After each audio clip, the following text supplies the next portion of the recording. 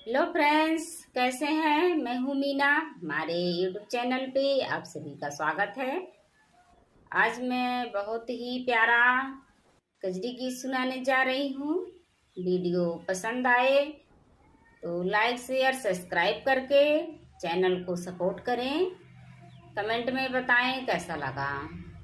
बरसा बीतल जाए सांवरिया, काहे गैला सारिया ना। बरसा बीतल जाए सांवरिया, काहे गैला सारिया ना। काहे गैला सारिया ना, हो सैया गैला सहरियाना। तरसे देखे खातिर नजरिया, काहे गैला सहरियाना।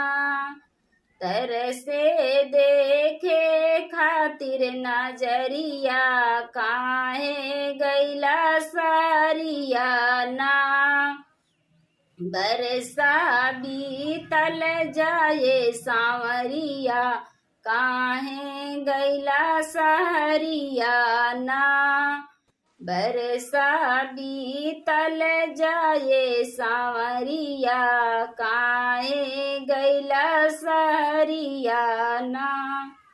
हमें का सावन नाही सुहाला, तोहरा खातिर रहू न जाला। हमें का सावन नाही सुहाला, तोहरा खातिर रहू न जाला। बरसे घेरी के घटा बदरिया, काहे गैला सहरिया ना। बरसे घेरी के घटा बदरिया, काहे गैला सहरिया ना। बरसा बीतल जाए सांवरिया, काहे गैला सहरिया ना। बरसा बीतल जाए सांवरिया, काहे गैला सहरिया ना। रतिया रोज देखी सपनवा, रही रही बरसे मोर नयनवा। रतिया रोज देखी सपनवा, रही रही बरसे मोर नयनवा। हमें के भावे ना हो से जरिया, काहे गैला सहरिया ना। हमें के भावे ना हो से जरिया, काहे गैला सहरिया ना। बरसा बीतल जाए सांवरिया, काहे गैला सहरिया ना। बरसा बीतल जाए सांवरिया, काहे गैला सहरिया ना। बिरही बनी के पड़ी अकेली, सारी देहिया मोर दुखेली।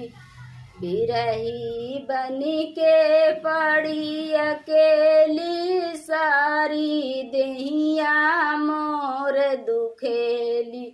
पागल गुरु रवि के हो नजरिया, काहे गैला सहरिया ना। पागल गुरु रवि के हो नजरिया, काहे गैला सहरिया ना। बरसा बीतल जाए सांवरिया, काहे गैला सहरिया ना। बरसा बीतल जाए सांवरिया, काहे गैला सहरिया ना।